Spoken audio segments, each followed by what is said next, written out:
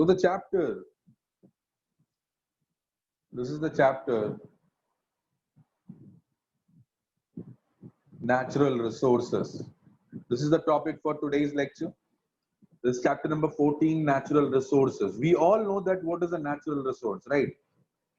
We all have an idea that what is a natural resource. Am I right? Okay. So natural resources are the resources basically which we are getting from the nature. Okay. And these resources are basically, example, your land, water, sunlight, basically anything that you are getting from nature, the fruits, the vegetables, etc. Whatever naturally you are getting, the plants, these are basically the natural resources. Even the fossil fuels which you are using from the environment. Okay, those are basically the natural resources. Now, the problem, why we are studying this chapter, we know about this chapter from the previous classes. We know about this chapter. Then why we are studying about this chapter in this class? This chapter has been introduced in this class to aware you people about what are the consequences. What are the consequences of exploiting the natural resources? We all are exploiting the natural resources. Okay, we are not using it properly, due to which there are major problems. For example, there are two kinds of resources. Okay, there are two kinds of resources. Okay, that is known as renewable and non-renewable.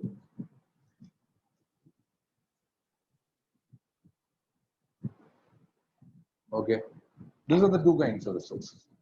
Fine. So can anyone tell me, okay, that what is a renewable and what is a non-renewable resource? Non-renewable. So the renewable resources are resources which can be renewed once again. Means they can be used once again. But non-renewable resources are the resources they cannot be used once again. For example, the fossil fuel, coal, petroleum, etc. Once you have used, once you have burned them, you cannot use them again, right? You cannot use them again. But like water, hydropower, okay, after generating electricity from hydropower plant, you can again use it, okay? You can use it again, right? So those are known as renewable sources of energy. Renewable means that can be used again and again. And non-renewable, they cannot be used after once used, okay? ठीक है. और दूसरा, renewable को inexhaustible resource भी कहते हैं और non renewable को एग्जॉस्टेबल रिसोर्स भी कहते हैं. इनएग्जॉस्टेबल मतलब जो कभी खत्म नहीं होगा और एग्जॉस्टेबल मतलब जो खत्म हो जाएगा. Okay, so there are two kinds of resources. Renewable resource में आएगा इनएग्जॉस्टेबल और नॉन रिन्यूएबल रिसोर्स में आएगा आपका एग्जॉस्टेबल रिसोर्स. ठीक है, तो ये दो तरह के रिसोर्सेज हैं. अब हम क्या कर रहे हैं, जो नॉन रिन्यूएबल रिसोर्सेज है उनका इस्तेमाल कर रहे हैं, जिसकी वजह से क्या हो रहा है, एक तो पहली बात वो रिसोर्सेज खत्म हो रहे हैं.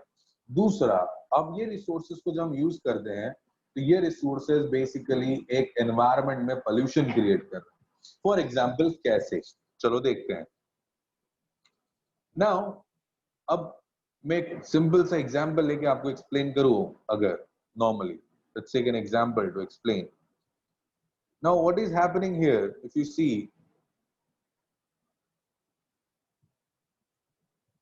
that, suppose this is the layer of earth. Okay, this is the layer of earth, right? This is the layer of earth. अब हमारे पास सन है, सन से रेज आ रही है एटमॉस्फेयर में. अब ये रेज जो होती हैं इनमें हार्मफुल रेज भी होता है. इन जो ये रेज हैं इनके अंदर, इन रेज के अंदर हार्मफुल कंटेंट भी होता है. ओके, राइट, इनके अंदर हार्मफुल कंटेंट भी ज्यादा होता है. तब ये क्या करेंगे, जब जो सन का रेज है, राइट, सन का रेज आएगा तो सन के रेज से जो हार्मफुल कंटेंट आएगा उसको एक लेयर है हमारा ओजोन, एटमॉस्फेयर का लेयर, वो क्या करता है, प्रिवेंट करता है और सिर्फ यूजफुल रेज को अंदर आने देता है. ओके, क्योंकि हमारे अर्थ का एक एटमॉस्फेरिक लेयर है, और एटमॉस्फेरिक लेयर क्या करता है, आउटर लेयर में से जो भी अल्ट्रा वायलेट रेज आती हैं, सन की जो हार्मफुल अल्ट्रा वायलेट रेज हैं, उनको यहाँ पे एटमॉस्फेयर क्या कर देता है, रोक देता है, और सिर्फ यूजफुल रेज को अंदर आने देता है।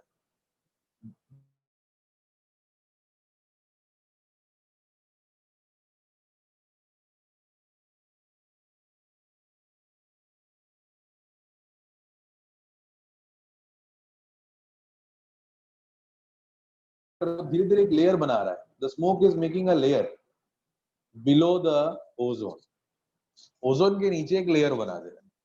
तो जब जैसे ही सन की हीट आती है और अर्थ से टकराती है, और टकराने के बाद वो वापस जाती है, तो अर्थ का टेम्परेचर रात को नॉर्मल हो जाता है। बट अब क्या हो रहा है, due to this layer what is happening, the heat is not passing the atmosphere, heat अंदर ही ट्रैप हो जा रही है। इसकी वजह से अर्थ का टेम्परेचर नॉर्मल से ज्यादा बढ़ने लगा है। लाइक आज से 20-25 साल पहले, 30 साल पहले, 40 साल पहले, जब इतना पोल्यूशन लेवल नहीं था, तब अर्थ का टेम्परेचर अगर राइज होता था तो कितना, 35 डिग्री सेल्सियस मैक्सिमम। आज हमारा टेम्परेचर 50 को टच आराम से कर देता है। You can see the 15 degree तो बहुत ज्यादा टेम्परेचर डिफरेंस हुआ। Okay, 15 degree is basically a huge temperature difference, right? तो ये क्या हो रहा है, इसको हम कहते हैं global warming. What is global warming? Due to the trapping of heat inside the atmosphere of Earth, the rise in the temperature of Earth more than normal is known as global warming. अब global warming का नुकसान क्या है? What is the basically the negative point of global warming? Global warming की वजह से Earth का temperature बहुत ज्यादा बढ़ जाता है, और बहुत ज्यादा बढ़ता है तो क्या होगा, क्लाइमेट चेंज हो जाएगा। लाइक जब ठंडी शुरू होनी है तब ठंडी शुरू नहीं होगी। ओके, जब विंटर्स, जब रेनी सीजन है, या तो बहुत पहले आ गया रेनी सीजन या बाद में आया, या फिर बारिश शुरू हुई तो बहुत ज्यादा हुई, कभी नहीं हुई तो बिल्कुल नहीं हुई। So this are known as the climatic changes, it is occurred due to the pollution which we are creating. Okay, understood? So here this is first thing which we need to understand, over exploitation of resources की वजह से क्या हो रहा है, the role of atmosphere is climate control। Atmosphere का role क्या है, क्लाइमेट कंट्रोल। बट हमने एटमॉस्फेयर को ही चेंज कर दिया, तो क्लाइमेट कंट्रोल एटमॉस्फेयर के हाथ में रहा ही नहीं। आप नॉर्मली, आप अगर वीनस पे जाएंगे, वीनस पे हमारी तरह ही लाइफ पॉसिबल हो सकता था। बट वीनस पे क्या है, वीनस को अगर मैं एक वीनस का स्ट्रक्चर बना के आपको एक रफ एस्टिमेट में समझाऊं, ये वीनस का ये सरफेस है। ओके, दिस इज वीनस, ये वीनस प्लैनेट है। ओके, तो this is the planet, blue colour का चमकता हुआ प्लैनेट है। ओके, मॉर्निंग स्टार भी इसे कहते हैं, क्योंकि ये दिन में भी दिखता है। ओके, और इसका कलर ब्लूइश जैसा होता है थोड़ा। अब ये जो है, इसके पास अब सन जो है, सबके लिए तो सन तो एक ही है। अब क्या होता है, हमारे पास जैसे एटमॉस्फेयर है, वीनस के पास एटमॉस्फेयर नहीं है।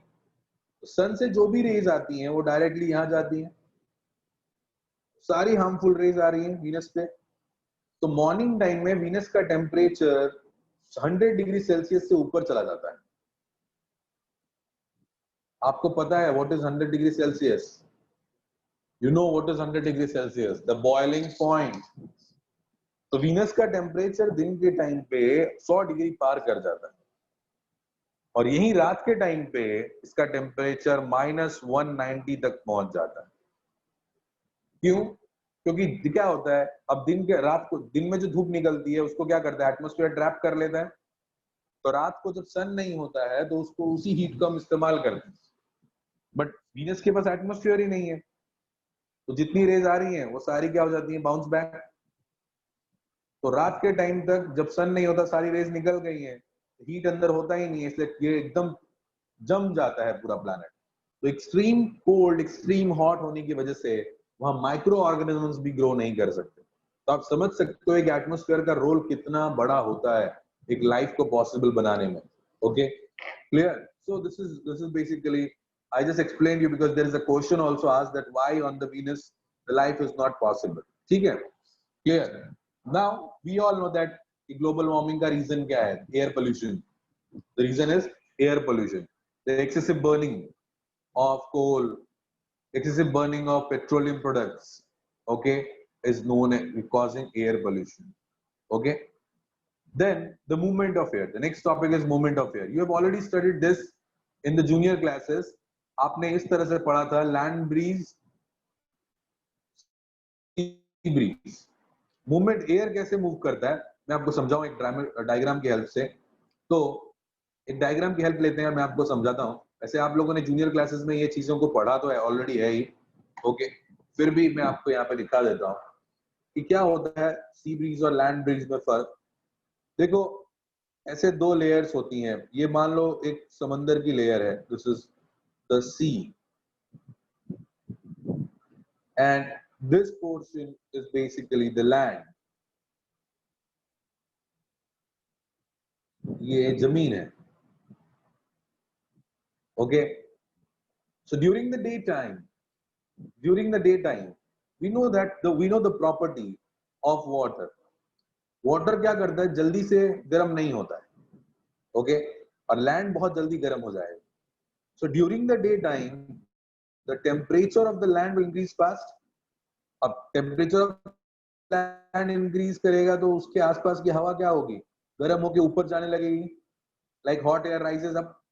अब जैसे ही हवा ऊपर जाएगी तो नीचे क्या हो जाएगा, वैक्यूम क्रिएट हो जाएगा, गैप होगा. तो यहाँ पे जो हवा है वो कहाँ जाएगा, हाई कॉन्सेंट्रेशन से लो कॉन्सेंट्रेशन की तरफ.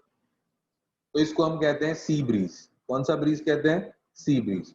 तो मॉर्निंग के टाइम पे जब सन क्या होता है, सी में की तरफ से लैंड की तरफ हवा जाता है. अब जैसे ही धीरे धीरे सन अर्थ से दूर जाने लगा तो क्या होगा, लैंड ठंडा होने लगेगा और पानी गर्म हो जाएगा.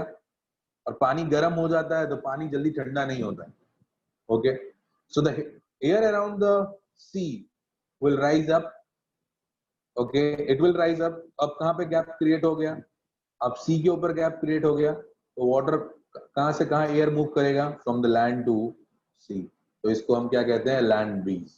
जब हवा लैंड से सी की तरफ जाएगा तो लैंड ब्रीज, एंड सी से लैंड की तरफ जाएगा तो सी ब्रीज. और ये किस तरह से होता है मैंने अभी आपको समझाया.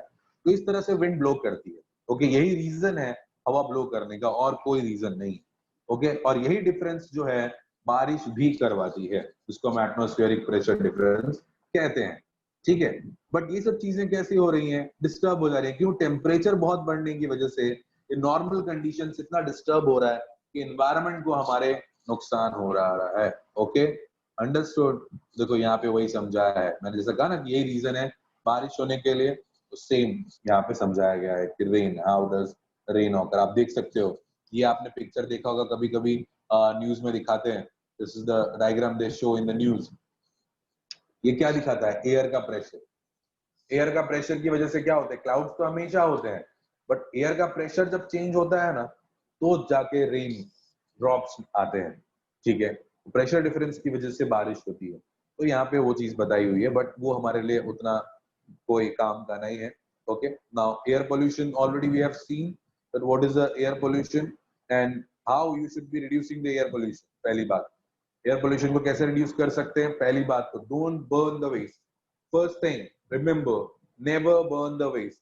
वेस्ट को कभी बर्न नहीं करना चाहिए. दूसरा, आप कोई भी आप गाड़ी व्हीकल यूज करते हो, try to use the public transport instead of the personal transport. For example, अगर आपको मान के चलो एक जगह से दूसरी जगह पे जाना है, okay, from one place to you are moving to the another place. अब 30 लोग हैं एक बस में, 30 लोगों के बैठने की जगह है. If 30 people are transporting in a same bus, और अगर वही 30 लोग अपना पर्सनल व्हीकल लेके ट्रैवल करें तो क्या होगा, सोच के देखो, व्हाट विल हैपन. 30 अलग अलग व्हीकल जाएंगे, 30 अलग अलग व्हीकल्स का पेट्रोल कंज्यूम होगा. ओके, और वहीं पे क्या हो रहा है, एक बस में जाने से आपका 30 people are traveling in one bus, the same fuel is getting consumed. So there are different small steps of yours can preserve a lot of fuel also, and even save the environment, because 30 vehicles will produce a lot of heat and 30 vehicles will produce a lot of smoke. Okay, So use the public transport, don't burn the fuel, okay? Do not burn the fuel. Clear? Understood. So these are the things which you need to be understanding. Now, what are a wonder liquid? Why water can? ये भी question पूछा जाता है. Why water is said as a wonder liquid? पहली बात तो, water is basically everywhere. Our body is 75% water. Our human body is 75% of water. So our body is 75% of water. In that case, water is required for our body. If you don't consume water properly, you will die. For every single organism in this atmosphere, in this environment or surrounding, water is required. The plants, the animals, the organisms, everybody depends upon water. But the problem is the useful water, the sweet water that is useful for us is only 20% of the water we are having. आप मान के चलो कि हमारा जो land है, हमारे पास सिर्फ 25% लैंड है, 75% तो पानी से हमारा अर्थ कवर है, लेकिन उस 75% में पीने वाला पानी बहुत कम है. Sweet water is very less, okay, तो नदियों के फॉर्म में है, बट हम क्या कर रहे हैं, उसी को नुकसान पहुंचा रहे हैं. We are causing harm to the rivers. So धीरे धीरे पानी, ऑलरेडी स्वीट वाटर तो कम है ही हमारे पास, और हम उसको भी डिस्ट्रॉय कर रहे हैं. कैसे? यहाँ पे आपके बुक में बहुत सारे पॉइंट्स गिवन है, बट आप खुद भी जानते हो what are the reasons to cause water pollution. Dumping of chemical waste, industrial waste, household waste in water. Okay, जो घर के कचरे हैं, सब कुछ है, वो सब वाटर के अंदर डिपॉजिट करना, ये एक बड़ा रीजन है. दूसरा सबसे बड़ा चीज, आप इंडस्ट्रियल जो वेस्ट हैं उनको आप वहां पे डालोगे तो क्या होगा, पानी के अंदर जो यूजफुल बैक्टीरिया है वो मर जाएगा और हार्मफुल बैक्टीरिया ग्रो करने लगेगा. दूसरा, एक्वेटिक एनिमल्स उस केमिकल्स की वजह से क्या हो जाएंगे, मर जाएंगे. ओके, और फिर वो पानी हमारे पीने के लिए भी सही नहीं होगा. आप नहीं मानेंगे, जितना भी हमारे घरों से वेस्ट निकलता है सब नदियों में ही डंप होता है. तो हमें कुछ ऐसा करने की जरूरत है जिससे हमारे नदियों का पानी वेस्ट ना हो. लाइक आप पानी वाटर में कोई भी सिटी में कुछ भी डंप करने से पहले उसको क्या करना चाहिए, हमें ट्रीट करना चाहिए. ट्रीट मतलब उसके अंदर पॉइजनस केमिकल सब्सटेंस से निकाल दो, सॉलिड सब्सटेंस से निकाल दो. पहली बात तो हमें वाटर बॉडीज के अंदर, ड्रेन के अंदर सॉलिड सब्सटेंस को कभी भी डालना नहीं चाहिए, because they can not be filtered out, right. So this is basically about the air pollution and the water pollution we are having. Now about soil. अब soil कैसे बनता है, एक देखो, रिसोर्सेज की बात कर रहे हैं तो एयर एक बहुत बड़ा रिसोर्स है, वाटर एक बहुत बड़ा रिसोर्स है, हमने अभी देखा. बट हम सबसे बड़ी बात, soil is also very major resource, क्योंकि सॉइल नहीं होगा तो प्लांट ग्रो नहीं करेंगे, और प्लांट ग्रो नहीं होगा तो आपको फूड नहीं मिलेगा, आपका जो बायोलॉजिकल साइकिल्स है वो नहीं चलेंगे. तो अब सन, जो सॉइल के बनने में सन का, वाटर का, एयर का, ह्यूमन एक्टिविटी का बहुत बड़ा हाथ है. कैसे, हम ये समझते हैं. चलो, कि किस तरह से sun, water, wind and human activity किस तरह से सॉइल फॉर्मेशन में हेल्प कर दे. ठीक है, तो लेट्स सी. सन क्या करता है, जब धूप निकलती है, राइट, तो the excessive heating, due to the excessive heating and cooling, sun के हीटिंग और कूलिंग की वजह से क्या होता है, आप जो दिन के टाइम पे पत्थर हीटिंग की वजह से क्या करते हैं, एकदम एक्सपैंड करते हैं, और रात को ठंडा होने की वजह से सिकुड़ जाते हैं. तो ये एक्सपेंशन और कॉन्ट्रैक्शन की वजह से स्टोन्स में क्या आने लगता है, दरार आने लगता है. तो stones they get crack, okay, और एक क्रैक होने की वजह से पत्थर टूटते हैं. पत्थरों से ही बनता है वो मिट्टी. ठीक है, फिर उसके बाद क्या होता है, नदियां, बारिश का पानी, वो इनके थ्रू जाती है और इनको तोड़ते हुए लेके जाती है अपने साथ आगे. ओके, ठीक है, तो आप तभी जाके आप देखोगे कि हमेशा नदियों के आसपास रेत मिलता है. फिर विंड क्या करती है, जो टूटी हुई रेत है, टूटी हुई मिट्टी है, उसको एक जगह से उड़ा के दूसरी जगह पे लेके जाती है. ओके, एंड दूसरा, ह्यूमन एक्टिविटीज, लाइक आप जब गड्ढा खोदते हो या फिर आप डिफॉरेस्टेशन करते हो, एक जगह से दूसरी जगह पे सॉइल चला जाता है। ओके, तो इस तरह से सॉइल फॉर्मेशन में ये चीजें हेल्प करती हैं। सन हीट की हेल्प से क्रैक में वाटर अपने साथ सॉइल को लेके जाता है, और जब लेके जाता है तो जो फ्रिक्शन होता है उसकी वजह से भी बड़े बड़े रॉक के पार्टिकल्स छोटे छोटे टुकड़ों में टूट जाते हैं। विंड एक जगह से दूसरी जगह पे सॉइल को लेके जाती है हवा अपने साथ ब्लो करके, और ह्यूमन एक्टिविटीज लाइक आप प्लांट उगाते हो, गड्ढे खोदते हो, ओके, तो इस तरह से आप सॉइल की फॉर्मेशन या सॉइल को इफेक्ट करते हो। But human activities are also affecting the soil. कैसे? How how is the human activity affecting the soil? अब हम लोग क्या करते हैं, जो भी केमिकल है, वेस्ट हम कहीं भी डंप कर देते हैं, तो उससे प्रॉब्लम क्या होता है? What is the problem? जो सॉइल का ऊपर का सॉइल के ऊपर का जो लेयर होती है, ओके, सॉइल के ऊपर की जो लेयर होती है जिसको हम कहते हैं ह्यूमस। ह्यूमस क्या होता है? It is the top most fertile layer of soil. ठीक है, वो सबसे उपजाऊ लेयर होती है। बट आप केमिकल ड्रॉप करोगे तो क्या होगा? उस लेयर में जो भी यूजफुल बैक्टीरिया है वो मर जाएंगे। दूसरा, आप प्लांट ग्रो नहीं करोगे तो क्या होगा? सॉइल लूज रहेगा। फिर जैसे ही हवा आएगी ये सॉइल बह के उड़ के चला जाएगा। ठीक है, तो उड़ के चला जाएगा तो ऊपर के टॉप लेयर में से सारा फर्टिलाइजर, सारे गुड थिंग्स उड़ के चले गए, तो नीचे जो बचा सॉइल वो कैसा बचा? Impure soil. ओके, सो ये कुछ चीजें हैं। लाइक कौन कौन चीजें? डिफॉरेस्टेशन, जंगलों का काटना। तीसरा, अर्बनाइजेशन, मेकिंग बिल्डिंग्स एक्सेट्रा, उससे भी सॉइल को हार्म हो रहा है। क्यों? गड्ढा करते हैं हम, ऊपर की पूरी फर्टाइल लेयर चली जाती है। जंगल काटते हैं तो जो जड़ें, प्लांट जो है सॉइल को पकड़ के रखती है, वो पकड़ के नहीं रख सकती, लूज हो जाता है, तो हवा के साथ वो उड़ के चला जाता है। ठीक है, क्लियर?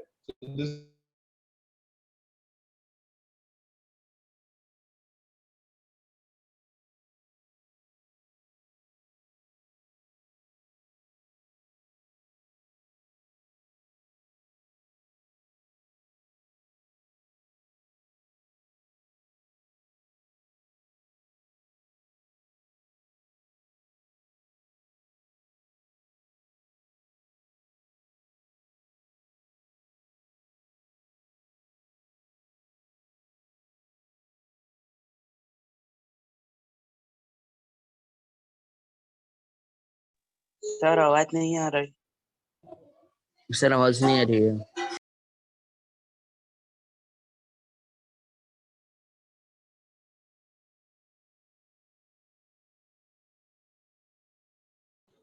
सर आपकी आवाज नहीं सुनाई दे रही।